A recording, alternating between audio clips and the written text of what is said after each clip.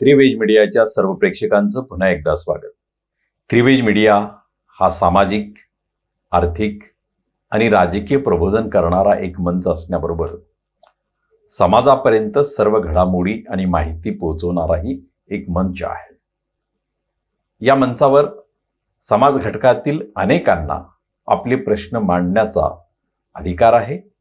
ही संधी त्रिवेज मीडिया हा मंच नेहमीच देतो. त्याच अनुषंगानं ओबीसींच्या संदर्भामध्ये ओबीसी समाजाचे जे प्रश्न आहेत ते सामाजिक, आर्थिक आणि राजकीय, सांस्कृतिक असे वेगवेगळे प्रश्न काय आहेत, काय त्या संबंधातील त्यांची भूमिका आहे, या सगळ्या प्रश्नांवर रविवार दिनांक 5 नोव्हेंबरपासून त्रिवेज मीडियावर ओबीसी नामा हे प्राध्यापक श्रावण देवरे लिखित सदर हे आपण सादर करणार आहोत. आठवड्याच्या दर रविवारी आणि बुधवारी हे सदर असेल. प्राध्यापक श्रावण देवरे हे सामाजिक क्षेत्रात काम करत असताना मंडल आयोगापासूनच त्यांनी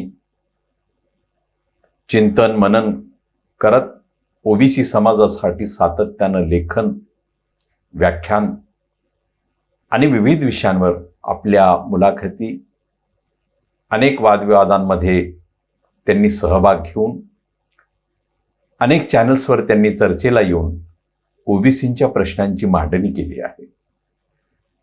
त्रिवेज मीडियावर ओबीसी नामा या माध्यमातून प्राध्यापक श्रावण देवरे ओबीसींच्या सामाजिक, आर्थिक आणि राजकीय प्रश्नांची मांडणी करणार.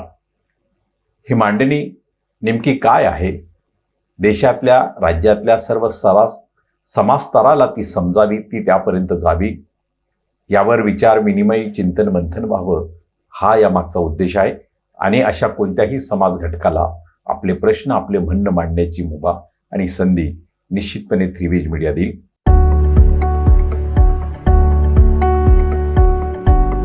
ओबीसीचे मत फक्त ओबीसी उमेदवारालाच.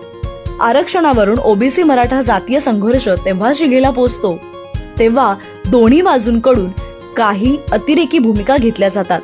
मराठ्यांनी भुजबळाला बळ देऊ नये अशी अतिरेकी घोषणा जरांगे पाटलांनी येवल्यातील सभेत केल्यावर त्याची प्रतिक्रिया ओबीसी कार्यकर्त्यांकडून येणे स्वाभाविक आहे. ओबीसींनी फक्त ओबीसी उमेदवारालाच मते द्यावीत, मराठा उमेदवाराला चुकूनही मत देऊ नका असे अतिरेकी आवाहन सोशल मीडियावर वाचायला व पाहायला मिळते. जातीच्या आधारावर केलेला संघर्ष जाती व्यवस्था मजबूत करीत असतो. हा जातीय संघर्ष आपल्याला वैचारिक आधारावर करता येतो व त्यातून संघर्षाचे मूळ असलेले प्रश्न लोकशाही मार्गाने सोडविता येतात.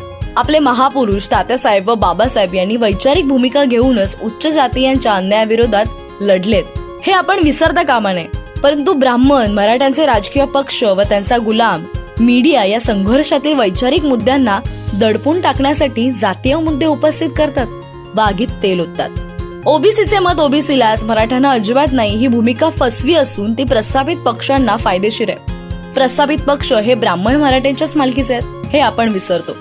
मराठा उमेदवाराला मत नाही द्यायचे, मग कोणाला मत देणार? सर्व प्रमुख प्रस्थापित पक्ष मराठा ब्राह्मणांचे असले तरी त्यांना सत्तेची कडी बनवण्यासाठी कढीमध्ये कढीपत्ता टाकावाच लागतो. कढी तयार झाली की कढीपत्ता फेकून द्यावा लागतो. 3.5% लोकसंख्या असलेल्या ब्राह्मणांना व 7% लोकसंख्या असलेल्या मराठ्यांना 100% सत्ता मिळवण्यासाठी ओबीसी, दलित, मुसलमान यांची मते लागतात. म्हणून त्यांना आपण पक्षात एका ओबीसी नेता, एक मुसलमान नेता व एक दलित नेता शोपीस म्हणून लागतो. गिराईक आकर्षित करण्यासाठी शोरूमच्या बाहेर रंगीबेरंगी बाहुल्या ठेवलेल्या असतात. या बाहुल्या मुक्या, बहिऱ्या असतात.